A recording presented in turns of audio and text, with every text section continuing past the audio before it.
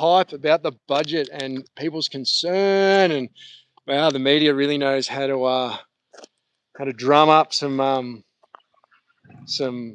shock, call it what you will. But guys, I can tell you now, it has just about zero effect on what we do here at Echo Property and how we're helping our clients build multi-million-dollar portfolios whilst not affecting their lifestyle. So just standing at the front here, guys, of a rooming house we have under construction just on the Sunshine Coast here. It's a 5-bed, 5-bath. We have 5 car spaces. So we've got 2 in the garage here. We have a third one just beside the garage, and then I have 2. We've got 2 just here. So obviously doing this on behalf of a client. Now, guys, the budget. Whew, big bad budget. So literally, guys, from our perspective, we've never been an advocate of negative gearing, and we've never been an advocate of purchasing investment properties in your personal name. Now, negative gearing only applies to properties owned in your personal name. So firstly, like I said, we don't advocate for that. We don't advocate buying properties in your personal name. So negative gearing's out as it is. But secondly, these properties that we buy and build and develop on behalf of our clients are all either neutral or positively geared. So it actually helps them build a portfolio, and it actually improves their lifestyle, because negative gearing is the fastest way for you to come to a complete stop when trying to build a portfolio, because most people get to 1 or 2 properties and then they can no longer service future loans, and that's where they get to. They stop.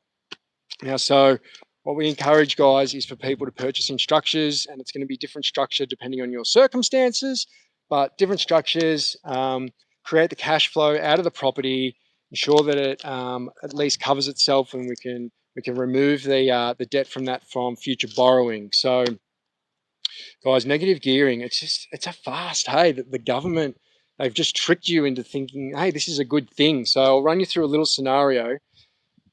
If you have a negative geared property that's costing you $10,000 a year, meaning that the rent doesn't cover the mortgage repayments and all the rates and all that stuff that comes with it, and it's costing you $10,000 a year. Let's just pretend that you're on a 30% tax bracket, just to make things real easy. So you've lost $10,000 as it is. In your tax return, you'll get back $3,000. So you've still lost $7,000 for the year. Now flip that and doing something like this. Let's just say, for ease, this is positive $10,000. So you've made a $10,000 profit, and guess what? You're going to have to pay tax on that. Oh no, we're going to have to pay tax on it. Let's just say you're in a 30% tax environment. Again, 30%, you're going to pay $3,000 in tax.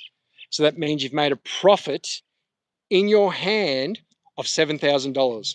So in one scenario, you've made a loss in your hand after the negative gearing of $7,000, and in the other scenario, you've made a profit of $7,000. Guys, that is a $14,000 difference net per year, which is a huge difference, absolute huge difference. And so it's not just a difference from you every month feeling that personally and going, man, I have to turn up to work so I can ensure that I pay my mortgage, or I have to turn up and I have to, ensure that my business is running smoothly, and I've got making a profit so that I can pay the shortfall.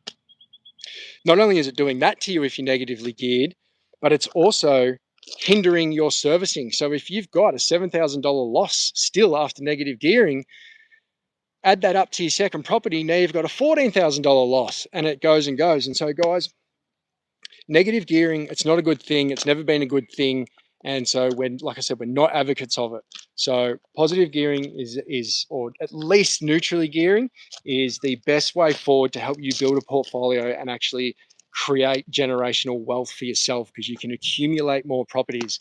Now, people might say, oh yeah, but negative gearing, you buy in a better area and you get more growth. And look, guys, in our experience, we've literally, this has just happened in the last couple of months. We've had 2 clients just refinance their rooming houses.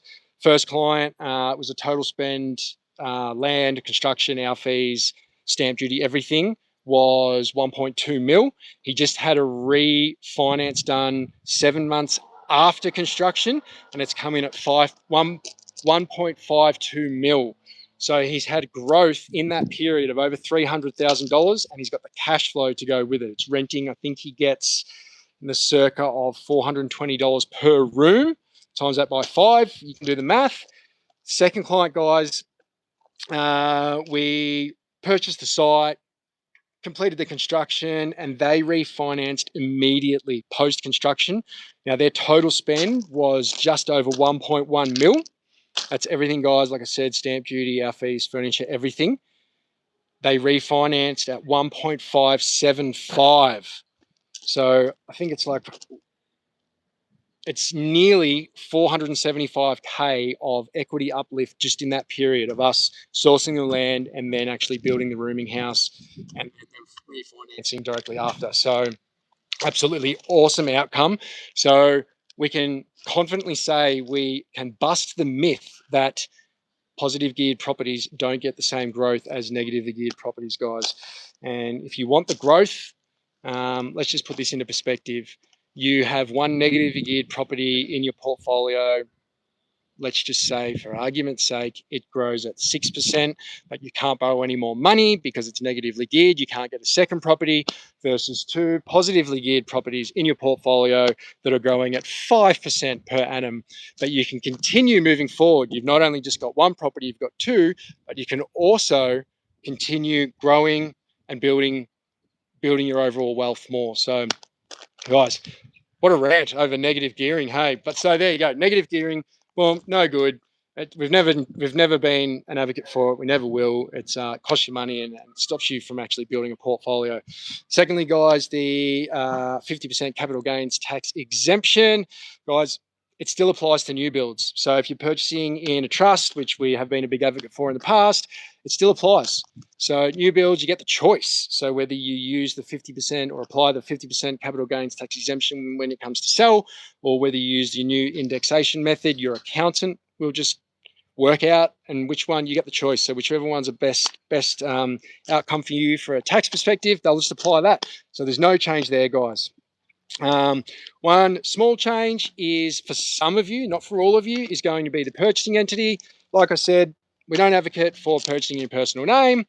We've been big advocates for purchasing in trust structures, and there is some changes happening around trust structures, which we're still working through. But even still, guys, like the last 2 purchases that Bianca and I have made prior to the budget even coming out have been in company structures, and that just suited us the best. So from a tax perspective, being business owners and being able to utilize that profit and staying in a minimal tax environment, purchasing in a company for these last 2 purchases has been the right thing for us. And for some of you, it's going to be the right thing for you. Some of you, it's still going to be trust structures. So just depending on your circumstances, we get the advice from the accountant, we get the advice from the mortgage broker. We just want to make sure that you guys are protected and that you can continue moving forward and building your portfolio, and also protecting you from an asset protection perspective. So, guys, there's really very, very minimal changes for us at Echo, and the changes are really there for those people who their strategy has been to negative gear and is a shit strategy anyway, but it's going to affect them, and it's going to affect them in a very negative way. They are going to have to shift, either shift their strategy to more, income producing properties like this, which will actually benefit them to be able to build portfolio and build generational wealth. We do the other thing we buy existing properties, we add secondary dwellings, and guess what, guys? They're generally about neutrally geared, so we can also do that. But buying land, building brand new has been a really, really, really good way to build really, really good, solid generational wealth for yourself, and not affect your lifestyle in the meantime. So, guys, this is just here behind me. I'll flip you guys around. Can I? Yep. This is a 5-bed, 5-bath rooming house. So we paid $620K for this site, and the build was $630K from memory. And each room, there's 5 rooms in here. rooms in here, or 5 essentially 1-bedroom apartments. Each one has their own kitchen, living, dining, bathroom, outdoor area. Each one will rent in the high 4s. So we're looking at mid to high 4s. I'd say high 4s by the time this is finished. So we're going to be pushing around that $2,400 per week of rental income just off one build. Obviously, if he wants to refinance, he has the ability. There's going to be plenty of equity built into this. So if he does want to refinance, he can do that, and he can extract that equity, recycle it, and go into another one. Both those clients that I spoke about before, they're both doing exactly that: refinancing, recycling the equity, and they've both come back to do a second project with us. So, guys, if you want to know more about what we do, if you want help building a portfolio and building generational wealth for yourself and your family, reach out to us, guys. Always happy to help.